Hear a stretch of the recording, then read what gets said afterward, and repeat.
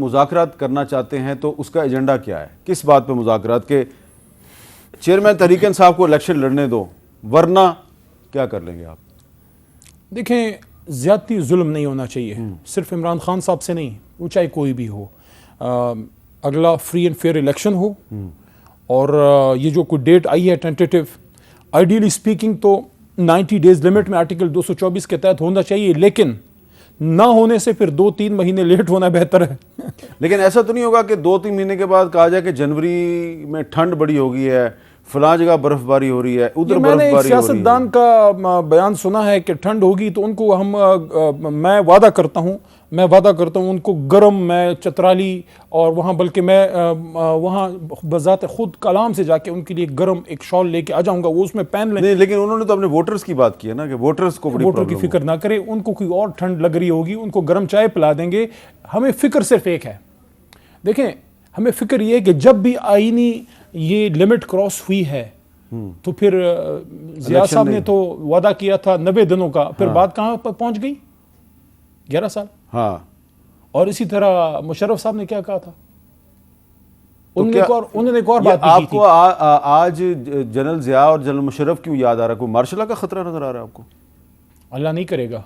میرے خیال میں اس کی بہت بڑی ریئلائزیشن آ چکی ہے، اور وہ میرے خیال میں کیانی صاحب کے دور سے جو ڈاکٹرائن چلی تھی، میرے خیال میں اس دور سے کم از کم اسٹیبلشمنٹ میں یہ سوچ تو پکی ہے کہ نہیں، وہ تو سوال ہی نہیں پیدا ہوتا. لیکن اس وقت جو صورتحال ہے، کیا اس میں شخصی آزادیاں اس طرح ہیں جس طرح ہونی چاہیے؟ اچھا، دوبارہ آتے ہیں جو آپ کی مذاکرات والی بات ہے، وہ بڑی امپورٹنٹ بات ہے. تو آپ تو یہ کہہ رہے تھے کہ سارے سٹیک ہولڈر ملیں، لیکن فی الحال اگر چیئرمین تحریک انصاف کو اٹک جیل سے اڈیالہ جیل لایا جاتا ہے تو جیل میں ان کے ساتھ مذاکرات ہوں گے؟ ماضی میں جیل میں مذاکرات ہوتے رہے ہیں، آصف زرداری صاحب سے بھی ہوتے رہے ہیں، اور یوسف رضا گیلانی صاحب سے بھی ہوتے رہے ہیں، نواز شریف صاحب سے بھی ہوتے رہے ہیں. تو جیل میں بھی مذاکرات ہو سکتے ہیں؟ دیکھیں بڑے لیڈر ہیں، بات تو ان سے ہو سکتی ہے، لیکن میرا نہیں خیال کہ جیل کوئی مناسب جگہ ہوتی ہے مذاکرات کی. سب سے پہلی بات یہ ہے کہ خان صاحب کو میں سمجھتا ہوں کہ باہر آنا چاہیے.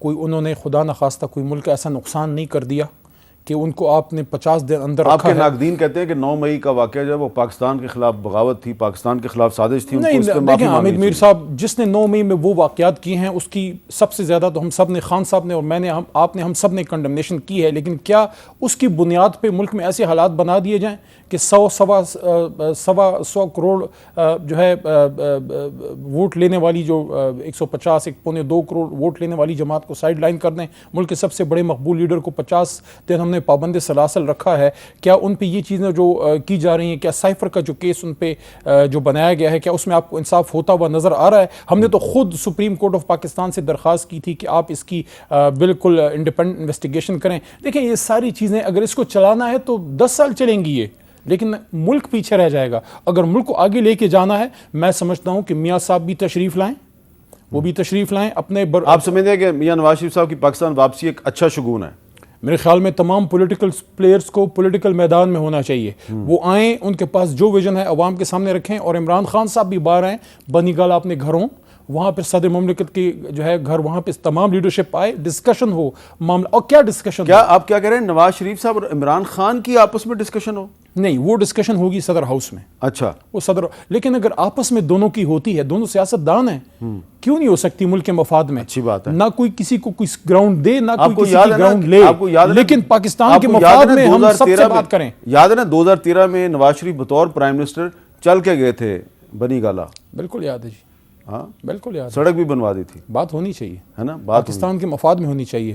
نہ کوئی کسی کو گراؤنڈ دے، نہ کوئی کسی کی گراؤنڈ لے، لیکن آپس کی دھینگا مشتی میں پاکستان کا نقصان ہو رہا ہے. آج ہی دیکھیں عمران ریاض خان کتنے دنوں بعد آئے ہیں.